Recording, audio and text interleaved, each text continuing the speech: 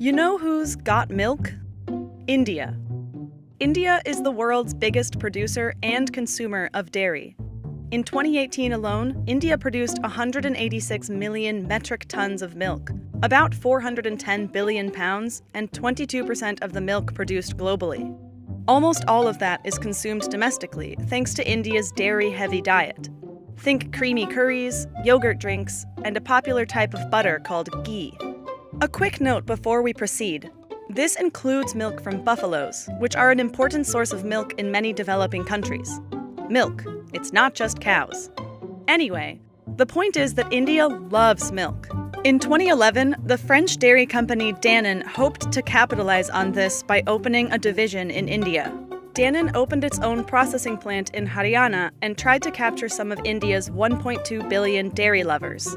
But less than a decade later, Danone shuttered their dairy business in India.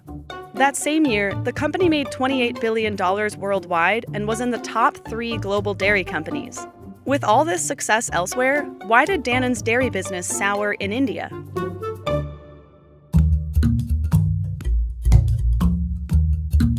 Let's start with some background on Danone. Their business is broken down into 3 categories: specialized nutrition, like supplements and formula for babies, bottled waters and seltzers, and dairy and plant-based alternatives. That one makes up over half of their global sales, but it's also the one that failed in India. Danone does still sell specialized nutrition products in the country, but they don't break out those sales figures separately. Oh, and yes, this is the same company as Danone in the US. The company decided to rebrand to make the spelling less confusing for American consumers. Anyway, now for some background on India's dairy industry. There are about 75 million dairy farmers in India.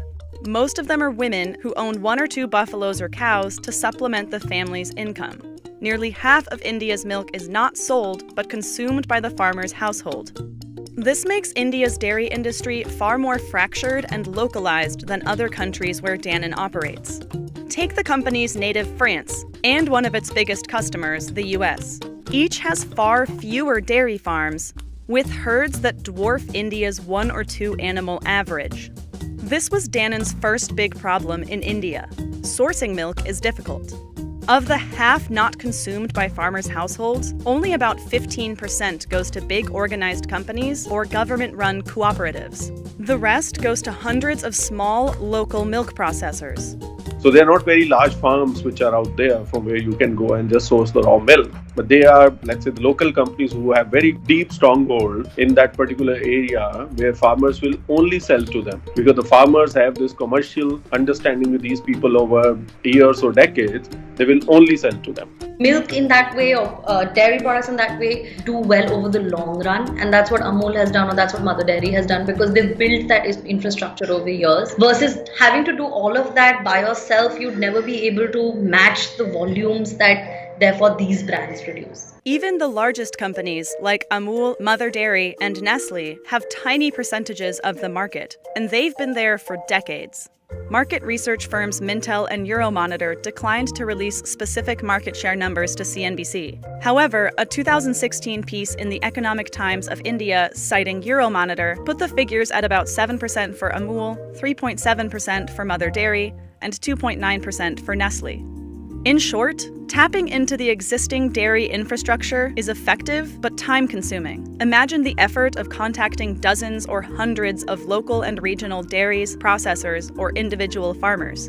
But establishing a separate supply chain altogether is very expensive, a lesson Danone learned the hard way. They bought the cold chain, they bought the supply chain in, and that's how they were trying to source their products. That in itself becomes really difficult to maintain. In terms of cost, it becomes really expensive.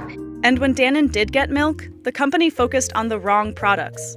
Danone pushed plain yogurt and flavored yogurt drinks, popular in places like the US and France with high profit margins to boot. But in India, around the time when Danone arrived, yogurt comprised only 7% of the dairy consumed.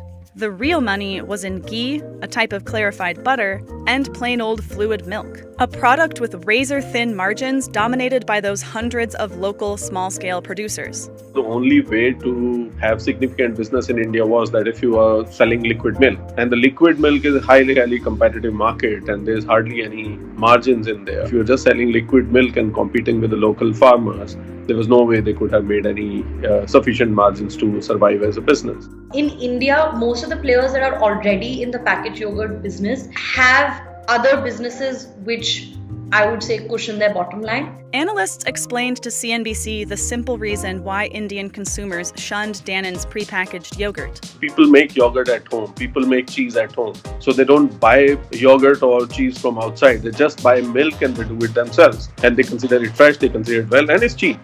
And if Indian consumers did want to buy pre-made yogurt, they had a slew of cheaper options than Dannon. Dairy never accounted for more than 10% of Dannon's sales in India, a far cry from its global 50%. Its specialized nutrition arm picks up the slack, and the company announced a renewed focus on that division when it shuttered its dairy operation. Meanwhile, two of their biggest competitors, Amul and Nestle, made nearly $5 billion and $750 million from dairy, respectively. But not all hope is lost for Dannon's dairy in India. In January 2018, the same time that Dannon ended its dairy production there, the investment arm of the company announced its part in a $26.5 million investment in Epigamia, an Indian yogurt startup. This could be a sustainable move for Dannon in India's dairy industry because Epigamia offers consumers products that add value beyond the plain yogurt they can make cheaply at home.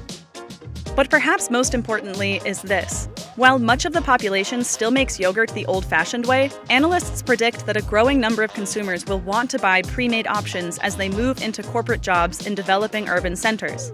But there are certain sections in urban markets where the people who are educated or the people are working, they don't run their kitchen like the way their mothers used to run. So they are buying these packaged products, and this trend has been picking up very, very quickly. Still, there will be a large section of Indian society where the people will take very long time to convert to ready-made, packaged, and then value-added products. But the one which is converting, even if it's small percentages, they add up to very large numbers.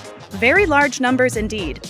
If only 5% of India's 1.35 billion people decides to buy pre-packaged yogurt, that's over 67 million consumers, more than the entire population of Dannon's native France. Consumers are becoming very busy and therefore they are looking for the ultimate thing, which is convenience. But having said that, it wouldn't be the typical kind of convenience that you're looking at when you're comparing it to maybe a Europe or USA, because Indian consumers still latch on to authenticity. They have that typical authentic taste that your mom used to make, for example. So yeah, that's the kind of balance that brands would then probably need to keep in mind.